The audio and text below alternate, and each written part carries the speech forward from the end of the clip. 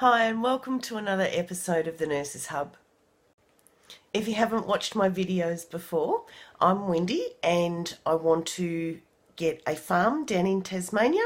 So that's why my channel's called Gwendolyn Farms. I'm renovating my house at the moment, so have a look at the other videos on my channel and like and subscribe and hit the bell icon and you'll be notified every time I upload a video. As you can gather, today's video is going to be about hitting your head and what happens to your head when it gets hit. So we all know what's in a head, or do we? So we know that we've got a brain. Some people would giggle at that. We all know that we've got a skull, something that holds the brain in place. And we all know that it's all covered in muscle and skin. However, around the brain are the shock absorbers, and it's what's called the meninges. So you've probably all heard of meningitis. That's when these meninges, these layers, get inflamed or infected, and that creates pressure on the brain and it's very dangerous. But the main function of these meninges, among other things, is that they provide cushioning to the brain to stop it banging against the skull every time we move our head. And in between the two closest layers to the brain is a layer of fluid, and it acts a bit like the gel cushioning in your runners. And this fluid, the cerebrospinal fluid, runs all the way around your brain and down the majority of your spinal cord.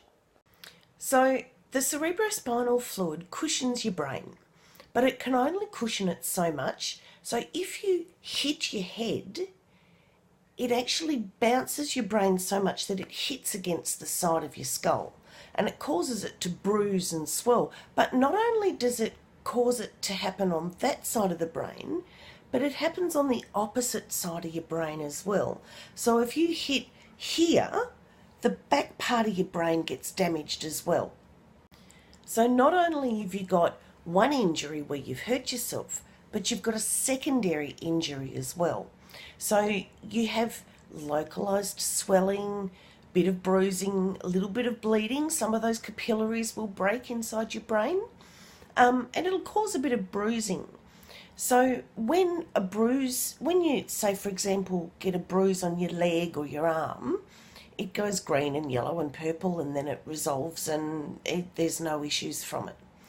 But when it happens in your brain and you get inflammation, now the inflammatory response I spoke about when I was talking about man flu, and it's how the body responds to a crisis. So if you cut yourself and you end up with a little bit of a red mark around the cut and then a scab forms, that's the inflammation, that's local inflammation. Now if that happens in your brain becomes inflamed. Now if your brain becomes inflamed, it's got nowhere to go, and it's going to squash itself against the skull. So when it squashes itself against the skull, the brain itself can't function. All those neural pathways are getting all squashed together. And so you can get confusion, you can get dizziness, you can get headaches, you can get changes in blood pressure, you can feel nauseous, you can vomit, you can get blurriness, you can get dizziness, you can get ringing in the ears, a whole host of things. Now, you've probably all heard about concussion. That's pretty much the symptoms that I've described with concussion. So most people know the immediate effects of getting hit in the head. You know, they feel a bit groggy and whatnot, and after half an hour or whatever, they feel fine and they might have a headache for the rest of the day. However, it takes 9 days for your brain to actually start to recover. And it takes in total 30 days for your brain to be back to normal, for that inflammatory response to have gone altogether. And this is just from a mild bump in the head. This isn't, I'm not talking about fractured skulls or anything like that. I'm just talking about a bump in the head where you've fallen and hit your head, perhaps got an egg on your forehead or something like that. Did you wonder about that 30 days? How many people go back to playing football or go back to, roughhousing with their mates and all of that sort of thing before that 30 days is up?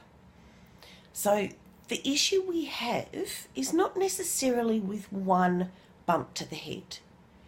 The biggest issue we have is with a second bump to the head.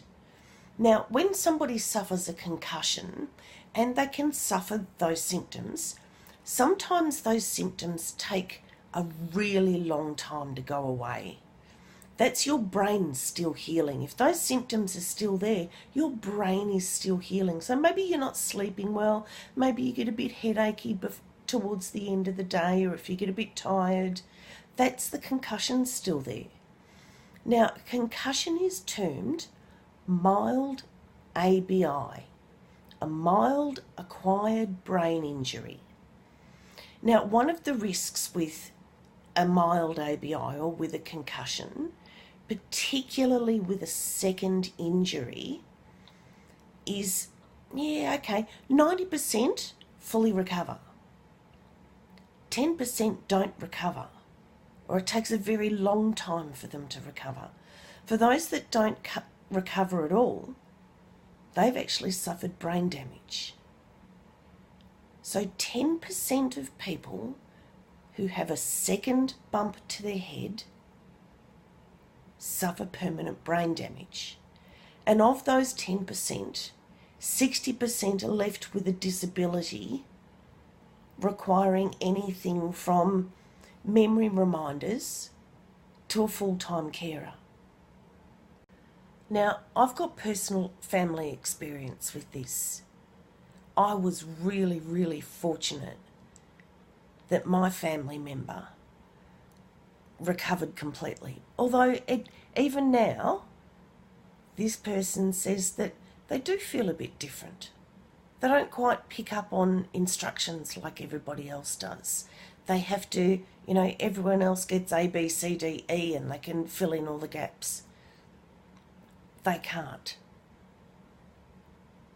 So I've got a vested interest in making sure that if you're playing a sport or you're the parent of somebody who plays a sport and they have a bump to the head, however innocent it may seem, you keep them away from that sport.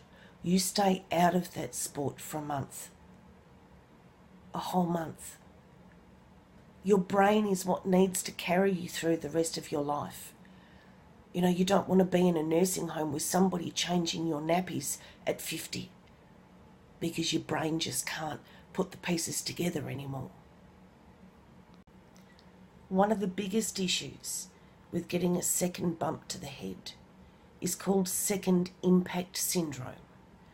Now, second impact syndrome is 50% fatal.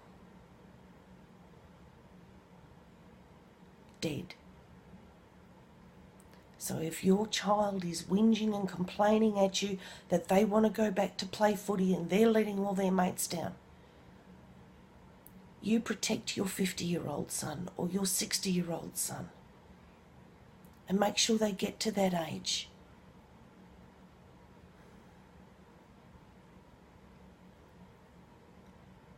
This is another Nursing Hub video with a really genuine plea to look after your brain.